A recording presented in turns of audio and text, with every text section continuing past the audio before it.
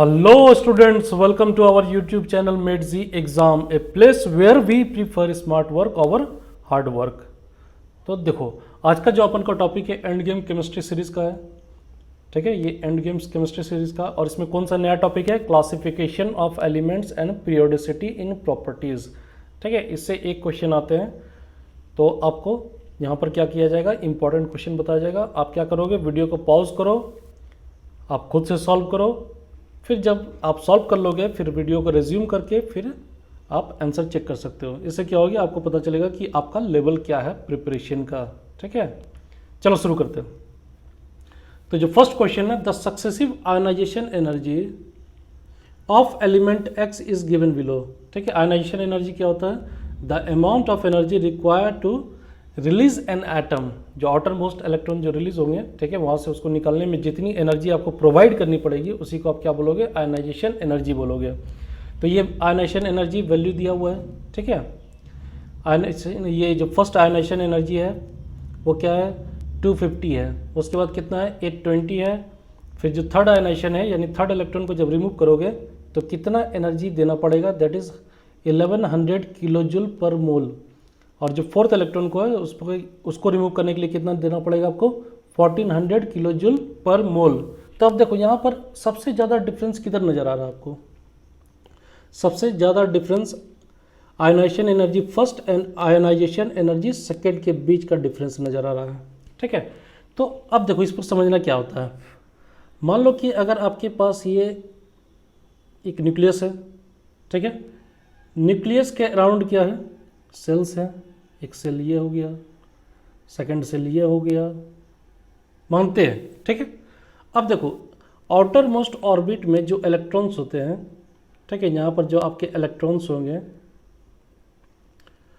यहाँ पर मान लो कि इसके कितने वैलेंस इलेक्ट्रॉन है, ये क्वेश्चन में कहा जा रहा है कि वैलेंस इलेक्ट्रॉन कितने हैं। तो आप देखो जब ये वैलेंस इलेक्ट्रॉन को निकालना होता है, ठीक है, तो ये एनर्जी जो दिया जाता है, आयनाइजेशन एनर्जी जो प्रोवाइड करते हैं, तो वो कितना हो जाता है, इसमें मान लो कि E1 है। ठीक है, अब ये वैलेंस इलेक्ट्रॉन है, इसको आपने क्या करा, निकाल दिया। सेकंड में क्या है कि अगर आप सेकंड इलेक्ट्रॉन को जब आप रिमूव करते हो तो ज़्यादा एनर्जी देना पड़ता है। तो देखो सेकंड एनर्जी मान लो कि ये इलेक्ट्रॉन को देना पड़ रहा है। ठीक है, ये यहाँ पर कितने इलेक्ट्रॉन्स हैं, इसके 8 इलेक्ट्रॉन्स है। ये कितने हो गए, 3, ये 8 इलेक्ट्रॉन्स हो गए। ठीक है, अभी इस 8 इलेक्ट्रॉन को, अब ये क्या है, सेकेंड आयनाइजेशन एनर्जी जो होगा अब इस इलेक्ट्रॉन को बाहर निकलने के लिए देना पड़ेगा आपको। ठीक है, यहाँ पर ये क्या है, E2 है, सेकेंड आयनाइजेशन एनर्जी। तो अब इन दोनों के बीच का डिफरेंस तभी तो इतना ज़्यादा है ना, क्योंकि आउटर मोस्ट सेल में क्या है, एक ही इलेक्ट्रॉन है। जो आउटर मोस्ट सेल है उसमें कितना इलेक्ट्रॉन्स है, एक ही इलेक्ट्रॉन्स है, इसलिए आपको आयनाइजेशन एनर्जी कितना देना पड़ रहा है, 250 किलो जूल पर मोल। ठीक है, अगर आप उसके बाद 820 दे रहे हो, इतना सडन इंक्रीज हो रहा है, दैट मीन्स ये इसका वैलेंस इलेक्ट्रॉन होगा जो कि इजीली निकल गया। ये जो इलेक्ट्रॉन है, ये इलेक्ट्रॉन है, इजीली निकल गया। लेकिन इस इलेक्ट्रॉन को निकालने के लिए, या इस इलेक्ट्रॉन को निकालने के लिए आपको क्या एनर्जी देना पड़ रहा है, 820 किलो जूल पर मोल। तो यहाँ पर नंबर ऑफ वैलेंस इलेक्ट्रॉन कितना हो जाएगा, इसका 1 हो जाएगा। आंसर क्या आ जाएगा, 1 आ जाएगा। देखो जहाँ पर आपको ज़्यादा लगे कि ज़्यादा डिफरेंस हो रहा है, ठीक है, आयनाइजेशन एनर्जी में क्या हो रहा है, ज़्यादा डिफरेंस हो रहा है, तो समझ जाना कि वहाँ पर क्या है, आप स्टेबल स्टेट से, जो उसके ऑक्टेट से क्या कर रहे हो, इलेक्ट्रॉन को बाहर निकाल रहे हो। ठीक है, ये बात क्लियर है। चलो नेक्स्ट क्वेश्चन देखते हैं। Find the formula of halide of a metal whose successive ionisation energy. Successive ionisation enthalpy जो है वो क्या, x है, उसके बाद 2x है, 5x है, उसके बाद देखो 100x हो गया, 100x किलो जूल पर मोल हो गया। ठीक है, तो यहाँ पर से आपको पहले ही बता चुका हूँ मैं, जहाँ पर आपको दिखे कि ज़्यादा डिफरेंस है, ठीक है, पहला जो इलेक्ट्रॉन है उसको रिमूव करने के लिए आप x किलो जूल दे रहे हो। ठीक है, सेकेंड इलेक्ट्रॉन को रिमूव करने के लिए 2x किलो जूल दे रहे हो पर मोल, और जो थर्ड इलेक्ट्रॉन है उसको रिमूव करने के लिए आप क्या दे रहे हो, 5x किलो जूल पर मोल दे रहे हो।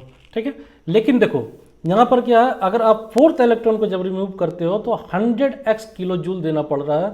दैट मीन्स अब यहाँ पर समझना, अब इसके पास वैलेंस इलेक्ट्रॉन कितना हो गया। चलो डायग्राम से बनाते हैं। मान लो कि ये उसका न्यूक्लियस हो गया, ये क्या हो गया, न्यूक्लियस हो गया। ठीक है, इसके अराउंड ये ऑर्बिट्स हो गए। तो अब समझना यहाँ पर, ये जो आप इलेक्ट्रॉन दे रहे हो, ये जो आपके इलेक्ट्रॉन्स है, ये आउटर मोस्ट ऑर्बिट में इसके कितने इलेक्ट्रॉन्स हो जाएंगे, ये देखो ये कैसे डिसाइड होगा ये बताता हूँ मैं। मान लो कि इसके इलेक्ट्रॉन 3 है, ठीक है, उसके बाद अंदर में कितने हो गए, 8 हो जाएंगे आपके। इधर हो गया 3 हो गया, ये 4 हो गया, ये 5 हो गया, ये 6 हो गया, ये 7 हो गया, ये 8 हो गया अपन का, ठीक है। यहाँ पर आपके प्रोटॉन्स और न्यूट्रॉन्स होते हैं अंदर में, ये यहाँ पर प्रोटॉन्स और न्यूट्रॉन्स है, ठीक है, ये इलेक्ट्रॉन्स है। तो इस इलेक्ट्रॉन को आप देखो, फर्स्ट इलेक्ट्रॉन को आपने कितना दिया, इसको रिमूव करने के लिए x किलो जूल दिया, ठीक है, किलो जूल पर मोल दिया, इसके लिए x दिया एनर्जी। इस इलेक्ट्रॉन के लिए आपने कितना एनर्जी प्रोवाइड करा, 2x प्रोवाइड करा, कितना करा, 2x किलो जूल पर मोल प्रोवाइड किया। इसके लिए आपने कितना दिया, 5x दे दिया, ठीक है, ये भी डाइजेस्टेबल है, आपने इसे क्या करा, 5x दे दिया। लेकिन अब क्या है कि 100x किलो जूल पर मोल देना है, दैट मीन्स आपको एक स्टेबल से निकाल रहे हैं तभी तो इतना एनर्जी प्रोवाइड करना पड़ रहा है, वो काफ़ी ज़्यादा स्टेबल है, वो उसकी जो बॉन्डिंग है बहुत ही ज़्यादा स्ट्रांग है, तभी तो आपको वहाँ से निकालने के लिए आपको क्या करना पड़ रहा है, 100x किलो जूल देना पड़ रहा है। दैट मीन्स इसकी जो वैलेंस इलेक्ट्रॉन होगा, कितने हो गए वैलेंस इलेक्ट्रॉन, इसके वैलेंस इलेक्ट्रॉन कितने हो जाएंगे, n जो है वो कितना हो जाएगा वैलेंस इलेक्ट्रॉन, दैट इज 3। तो इस बात को याद रखना, जहाँ पर आपको दिखे कि सडन इंक्रीज हो रहा है, समझना कि आप किसी स्टेबल स्टेट यानी उसके ऑक्टेट से निकाल रहे हो इलेक्ट्रॉन को, ठीक है, क्लियर है। तो अब अपन को पता चल गया कि ये जो मेटल है, ठीक है, इसकी वैलेंसी क्या है, +3 है। +3 क्यों है, क्योंकि 3 इलेक्ट्रॉन आपने निकाला, तो इस मेटल की जो वैलेंसी हो जाएगी वो क्या हो जाएगी, M3+ लिख सकते हैं। हैलाइड है, ठीक है, हेलोजन से, वहाँ पर हेलोजेंस का वैलेंसी कितना होता है, -1 में लिखते हैं, ठीक है। तो यहाँ पर क्या करा आपने, x के लिए -1 लिख लिया, ठीक है। अब ये क्या करेगा, अब दोनों एक्सचेंज करेगा, दोनों की वैलेंसी क्या हो जाएगी, एक्सचेंज हो जाएगी। तो ये क्या बन जाएगा, जो आपका कंपाउंड बन जाएगा, ठीक है, फॉर्मूला जो बन जाएगा वो क्या हो जाएगा, MX3 हो जाएगा, सिंपल। कोई डाउट इसमें? आपको क्या याद रखना इस टाइप के क्वेश्चन में कि आप देखो कि कहाँ पर सडन इंक्रीज हो रहा है, ठीक है, ये जो आपकी जो एनर्जी जो आप प्रोवाइड कर रहे हो, तो वहाँ पर आपको ज़्यादा एनर्जी कहाँ पर देना पड़ रहा है, वो जो सडन इंक्रीज है वहीं पर समझना कि उसके आप स्टेबल स्टेट से निकाल रहे हो। यहाँ पर क्या है, 5x के बाद सीधा 100x हो गया, दैट मीन्स इन तीनों को निकालना ईजी था, लेकिन जो 4th इलेक्ट्रॉन था उसको निकालना बहुत ही ज़्यादा डिफिकल्ट था, ठीक है, क्लियर है। सेम क्वेश्चन था, कॉन्सेप्ट क्लियर हो गया। अब नेक्स्ट क्वेश्चन देखते हैं। The species of argon, potassium plus ये कैल्शियम हो गया, contain same number of electrons. सबसे बड़ी बात यहाँ पर सेम नंबर ऑफ इलेक्ट्रॉन्स का मतलब क्या हो गया, आइसो इलेक्ट्रॉनिक स्पेसीज हो गया। क्या हो गया, आइसो इलेक्ट्रॉनिक स्पेसीज, इसी को कहते हैं, ठीक है, ये क्या हो गया आपका आइसो इलेक्ट्रॉनिक स्पेसीज हो गया। In which order do the radii increases. तो हमेशा याद रखना जो कैटायन होते हैं आइसो इलेक्ट्रॉनिक स्पेसीज में, जिसपे पॉजिटिव चार्ज ज़्यादा रहता है वो क्या होता है, स्मॉलर साइज होता है। क्यों होता है, क्योंकि वहाँ पर आपके जो इफेक्टिव न्यूक्लियर चार्ज होता है वो क्या होता है, इंक्रीज कर जाता है। इफेक्टिव न्यूक्लियर चार्ज क्या होता है, देखो मान लो अगर आपने क्या करा, कैल्शियम आयन लिया, ठीक है, एक एग्जांपल लेते हैं, कैल्शियम आयन लेते हैं, ठीक है। कैल्शियम आयन में कितने इलेक्ट्रॉन्स हो जाते हैं, 20 इलेक्ट्रॉन्स होते हैं, 20 प्रोटॉन्स होते हैं, ठीक है। अब आप क्या कर रहे हो, यहाँ पर से कैल्शियम से 2 इलेक्ट्रॉन निकाल रहे हो। जब 2 इलेक्ट्रॉन आप रिमूव कर दे रहे तो वहाँ पर कितने इलेक्ट्रॉन बचा, 18 इलेक्ट्रॉन्स बच गए। जब 18 इलेक्ट्रॉन्स बच गए और 20 प्रोटॉन्स है, तो वहाँ पर न्यूक्लियर चार्ज जो है वो क्या हो गया, इंक्रीज कर गया, ठीक है, इंक्रीज कर गया, यानी अब उनके जो फोर्स ऑफ अट्रैक्शन हो जाएंगे और क्या हो जाएगा, और ज़्यादा हो जाएगा। तो आप इसी को क्या बोलते हैं, इफेक्टिव न्यूक्लियर चार्ज बोलते हो। वहाँ पर क्या हो रहा है, इंक्रीज कर रहा है इफेक्टिव न्यूक्लियर चार्ज।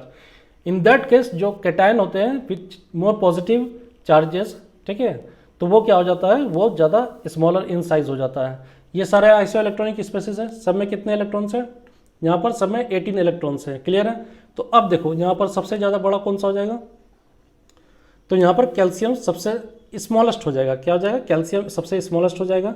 जो न्यूट्रल चार्ज होता है, आइसो इलेक्ट्रॉनिक है जिसपे न्यूट्रल चार्ज है, न्यूट्रल चार्ज का मतलब क्या है, कोई भी चार्ज नहीं है, तो वो सबसे लार्जेस्ट होगा।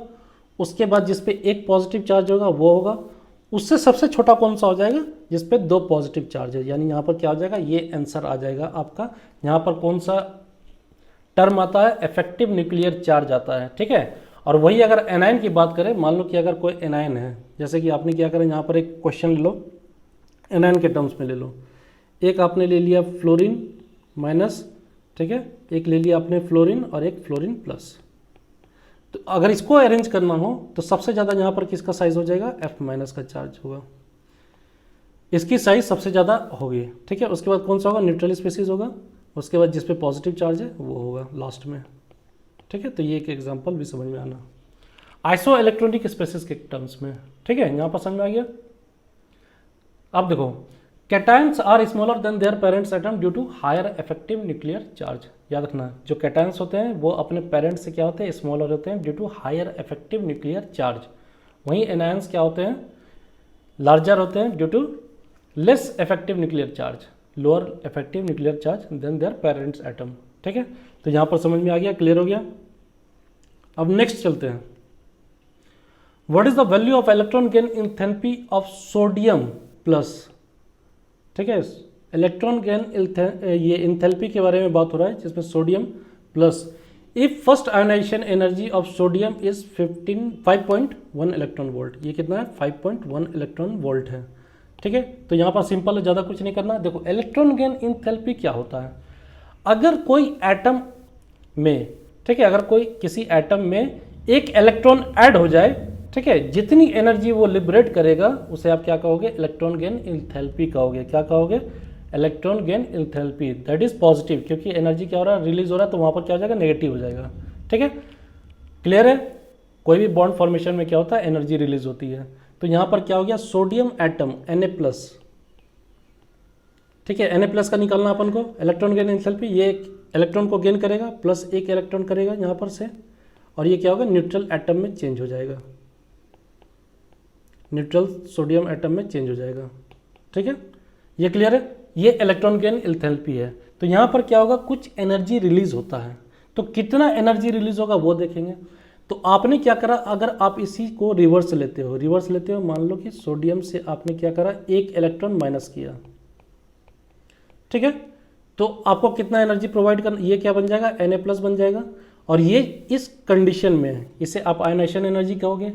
एक इलेक्ट्रॉन को जब रिमूव करने के लिए आप जितना एनर्जी प्रोवाइड कर रहे हो, ठीक है, उसे आप क्या कहोगे, आयनाइजेशन एनर्जी कहोगे। और आयनाइजेशन एनर्जी आपका कितना दिया हुआ है, 5.1 इलेक्ट्रॉन वोल्ट दिया हुआ है। ठीक है, जब आप एक इलेक्ट्रॉन को रिमूव कर रहे थे तो 5.1 इलेक्ट्रॉन वोल्ट हो रहा था, देना पड़ रहा था आपको। ठीक है, वही क्या होगा, सेम चीज़ है। अब ये रिवर्स चला जाएगा रिएक्शन। ठीक है, ये सोडियम क्या करेगा, एक इलेक्ट्रॉन को गेन करेगा और यहाँ पर सोडियम एटम बन जाएगा। ठीक है, तो यहाँ पर से ये क्या हो जाएगा, इसका नेगेटिव एनर्जी हो जाएगा, रिलीज हो रहा है, डेल एच क्या हो गया, वहाँ पर नेगेटिव हो गया। ठीक है, तो यहाँ पर से आप क्या करोगे, इसका नेगेटिव वैल्यू ले लोगे। देखो सेम रिएक्शन है, इसी रिएक्शन को, ये जो रिएक्शन है आपको, इस रिएक्शन का कितना वैल्यू दिया हुआ है, 5.1 इलेक्ट्रॉन वोल्ट। ठीक है, इसी रिएक्शन को रिवर्स कर दिया इसने, यहाँ पर क्या कर दिया, रिवर्स कर दिया है। ठीक है, ये रिएक्शन रिवर्स हो गया, तो यहाँ पर क्या हो जाएगा, इस केस में एनर्जी जो रिलीज होगी वो कितना हो जाएगा, -5.1 इलेक्ट्रॉन वोल्ट। क्लियर है, तो यहाँ पर ये क्या हो जाएगा, सी नंबर हो जाएगा, -5.1 इलेक्ट्रॉन वोल्ट। बहुत ही सिंपल कॉन्सेप्ट है, क्लियर है। अब देखते हैं नेक्स्ट क्वेश्चन। देखो ये क्वेश्चन थोड़ा इंपॉर्टेंट है, इसको समझना। ठीक है, यहाँ पर क्या बात हो रही है, which of the following represent the correct order of increasing electron gain enthalpy with negative sign of element oxygen, sulphur, fluorine, chlorine. ठीक है, तो यहाँ पर देखो एक कॉन्सेप्ट आपको याद रखना पड़ेगा कि इलेक्ट्रॉन गेन इंथैल्पी जो होता है, अगर आप अक्रॉस ए पीरियड जाते हो, ठीक है, क्या होता है, more negative from left to right, और ज़्यादा नेगेटिव होने लगता है। इलेक्ट्रॉन गेन इंथैल्पी क्या होता है, और ज़्यादा, अगर आप लेफ्ट टू राइट जा रहे हो, दिस मीन्स इस डायरेक्शन में जा रहे हो, तो और ज़्यादा नेगेटिव होता जाता है। ठीक है, और ज़्यादा नेगेटिव का क्या मतलब है, मान लो कि अगर पहले -131 किलो जूल पर मोल था, ठीक है, ये कम हो गया और क्या हो गया, -282 किलो जूल पर मोल। ठीक है, तो इस तरह से समझना, ये क्या होता जा रहा है, लेफ्ट टू राइट में जाते हो तो क्या होता है, और ज़्यादा नेगेटिव होता जाता है। ठीक है, अगर आप यहाँ से डाउन द ग्रुप जाओगे तो यहाँ पर क्या होता जाएगा, less negative going from top to bottom in a group. अब यहाँ पर क्या हो जाएगा, लेस नेगेटिव होता जाता है। ठीक है, यहाँ पर क्या होता जाता है, मोर नेगेटिव होता जाता है। इस डायरेक्शन में क्या होता है, मोर नेगेटिव होता जाता है। अगर इस डायरेक्शन में आप अक्रॉस ए पीरियड जा रहे हो, यानी मोर नेगेटिव होता जा रहा है। अगर वही डाउन द ग्रुप जा रहे हो तो यहाँ पर क्या हो जाएगा, लेस नेगेटिव होता जाएगा। क्या होता जाएगा, लेस नेगेटिव होता जाएगा। ठीक है, क्लियर है ये चीज़। अब देखो यहाँ पर आप जब ऑक्सीजन, यहाँ पर 4 स्पेसिस लिया हुआ है, इसको ही देख लेते हैं अपन। ऑक्सीजन 16 ग्रुप का एलिमेंट है, उसके नीचे क्या आ जाता है, सल्फर आ जाता है। ठीक है, इधर क्या है आपका फ्लोरीन होता है और उसके नीचे क्या हो जाता है, क्लोरीन हो जाता है। देखो इस केस में फ्लोरीन का सबसे ज़्यादा होना चाहिए था। ठीक है, यहाँ पर क्या होना चाहिए, सबसे ज़्यादा नेगेटिव कौन सा होना चाहिए था, फ्लोरीन का होना चाहिए था, लेकिन फ्लोरीन का नहीं होकर क्लोरीन का हो जाता है। क्यों हो जाता है, और यहाँ पर सल्फर और ऑक्सीजन में किसका ज़्यादा होना चाहिए था, ऑक्सीजन का होना चाहिए था, लेकिन यहाँ पर किसका ज़्यादा होता है, सल्फर का ज़्यादा होता है। तो अब समझाता हूँ क्यों होता है। तो electron gain enthalpy of oxygen is less negative that of sulphur, इसका पहले केस समझा देते हैं। ठीक है, and the electron gain enthalpy of fluorine is less negative that of chlorine. अब यहाँ पर इन दोनों के केस में, तो इन दोनों के केस में ज़्यादा इलेक्ट्रोनेगेटिव कौन सा होता है, ये हो जाता है, और इन दोनों के केस में ज़्यादा इलेक्ट्रोनेगेटिव यहाँ पर ये आ जाता है। इलेक्ट्रॉन गेन एंथैल्पी जो नेगेटिव होता है वो क्लोरीन का ज़्यादा होता है एज़ कम्पेयर टू फ्लोरीन, और यहाँ पर सल्फर का होता है एज़ कम्पेयर टू ऑक्सीजन। तो अब ये क्यों होता है देखते हैं। This is because when an electron is added to oxygen और फ्लोरीन, ठीक है, the added electron goes to smaller quantum number, principal quantum number, यानी सब सेल कौन सा सेल में जाता है, सेकंड सेल में चला जाता है। ठीक है, यहाँ से ये क्लियर हो रहा है। Due to small size and due to small size the inter electronic repulsion increases causing for the decrease of electron gain enthalpy value. तो यहाँ पर देखो होता क्या है, समझना बात को। ये क्या हो गया आपका, क्लोरीन हो गया, ये फ्लोरीन है, यहाँ पर सल्फर है, ये ऑक्सीजन है। ठीक है, तो अब इस केस में क्या करेंगे, मान लो कि अगर आप ऑक्सीजन में इलेक्ट्रॉन गेन एंथैल्पी कराते हो, अगर इलेक्ट्रॉन आता है, ठीक है, तो वो किस में आएगा, सेकंड प्रिंसिपल नंबर में आएगा, यानी सेकंड क्वांटम नंबर जो है। ठीक है, कौन सा सेल में आएगा, सेकंड सेल में आएगा, ऑक्सीजन में भी और फ्लोरीन में भी सेकंड सेल में आएगा। ठीक है, फ्लोरीन में भी क्या आएगा, सेकंड सेल में आएगा, क्योंकि ये सेकंड पीरियड का एलिमेंट्स है। क्लियर है, जब सल्फर में कराते हो, क्लोरीन में कराते हो, तो वहाँ पर थर्ड में आता है। क्लियर है, थर्ड पीरियड का एलिमेंट्स है, तो वहाँ पर थर्ड सेल में आता है। अब देखो यहाँ पर से अगर ऑक्सीजन का साइज क्या होता है, स्मॉल होता है। ठीक है, मान लो कि अगर ये ऑक्सीजन का स्ट्रक्चर है, एक स्ट्रक्चर से समझाता हूँ, समझ में आएगा। ये उसका न्यूक्लियस हो गया, एक ये हो गया, सॉरी ये थोड़ा एक टाइप का बन गया, एक ऐसा आ गया और एक ऐसा आ गया। ठीक है, तो यहाँ पर देखो, मान लो कि ये इलेक्ट्रॉन्स आपके यहाँ पर हैं, तो आउटर मोस्ट ऑर्बिट में यहाँ पर इलेक्ट्रॉन्स होते हैं, तो आपको पता है वैलेंस इलेक्ट्रॉन कितना होता है, ऑक्सीजन में 6 होता है। कितना हो गया, यहाँ पर टोटल कितना होता है, 8 होते हैं, तो यहाँ पर अंदर में कितना आ जाएगा, 2 आ जाएगा, बाहर कितना आ जाएंगे, 6 आ जाएंगे।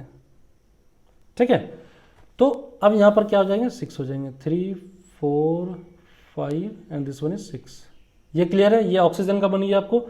अब देखो अगर कोई भी इलेक्ट्रॉन इसी सेल में आएगा, कोई भी इलेक्ट्रॉन अगर आप ऐड करते हो, गेन करते हो, तो इस सेल में आएगा, आउटर मोस्ट सेल में आएगा, क्योंकि यहाँ पर 2 और आ सकता है। ठीक है, फ्लोरीन के केस में भी सेम होता है, तो यहाँ पर आएगा, तो यहाँ पर जो इंटर इलेक्ट्रॉनिक रिपल्सन होता है वो इंक्रीज कर जाता है, क्योंकि साइज क्या है, छोटा है। यहाँ पर साइज क्या है, स्मॉल है, जिसकी वजह से इंटर इलेक्ट्रॉनिक रिपल्सन डोमिनेट कर जाता है। तो यहाँ पर क्या हो जाता है, इसकी जो इलेक्ट्रॉन गेन एंथैल्पी जो होती है वो कम हो जाती है एज कम्पेयर टू सल्फर। यहाँ पर साइज का डिफरेंस आता है, याद रखना। ठीक है, ये साइज की वजह से ऐसा होता है, जब इन दोनों का साइज क्या है, ऑक्सीजन और फ्लोरीन का साइज क्या है, काफ़ी छोटा है, काफ़ी स्मॉल है, जिसकी वजह से इंटर इलेक्ट्रॉनिक रिपल्सन हो जाता है। इंटर इलेक्ट्रॉनिक का मतलब समझ में आ गया। मान लो कि ये इलेक्ट्रॉन यहाँ पर आ रहा है, तो ये इलेक्ट्रॉन क्या करेगा, इसे रिपेल करेगा। ठीक है, क्लियर है, कोई डाउट नहीं। तो ये क्या हो जाता है, इंटर इलेक्ट्रॉनिक रिपल्सन डोमिनेट कर जाती है, किसमें, ऑक्सीजन एंड फ्लोरीन के केस में। तो यहाँ पर सबसे ज़्यादा किसका हो जाएगा, क्लोरीन का हो जाएगा। किसका हो जाएगा, क्लोरीन का। अगर इसे आप अरेंज करोगे, ठीक है, इलेक्ट्रॉन गेन एंथैल्पी को, तो यहाँ सबसे ज़्यादा किसका हो जाएगा, क्लोरीन का हो जाएगा। उसके बाद किसका आएगा, फ्लोरीन का आएगा। इन दोनों केस में क्लोरीन का ज़्यादा है, फ्लोरीन का कम है, और इस केस में सल्फर का ज़्यादा, ऑक्सीजन का कम है। तो यहाँ पर क्या आ जाएगा, आपको सल्फर आ जाएगा, फिर यहाँ पर क्या आ जाएगा, ऑक्सीजन आ जाएगा। क्लियर है, तो यहाँ पर कौन सा ऑप्शन हो जाएगा, बी हो जाएगा। तो इस चीज़ को, कॉन्सेप्ट को समझना, ये काफ़ी अच्छा कॉन्सेप्ट है, बहुत ही इंपॉर्टेंट कॉन्सेप्ट है, ये एक्सेप्शन का क्वेश्चन है, और इस क्वेश्चन से आपके एग्जाम में जरूर आएंगे कुछ ना कुछ, ठीक है। इसी कॉन्सेप्ट पे बेस्ड होंगे या डायरेक्ट क्वेश्चन आएंगे या इसी कॉन्सेप्ट पे बेस्ड होंगे, ठीक है। क्लियर हो गया। अब नेक्स्ट क्लास में इसी का और 5 और क्वेश्चंस करेंगे अपन। आप मेरे को फॉलो करते रहो, ठीक है। अगर आपको वीडियो अच्छा लगा हो तो लाइक करो, शेयर करो, सब्सक्राइब करो। अगर आपको PDF डाउनलोड करना है तो उसका जो लिंक है वो डिस्क्रिप्शन बॉक्स में दिया हुआ है। आज के लिए बस इतनी। Thank you.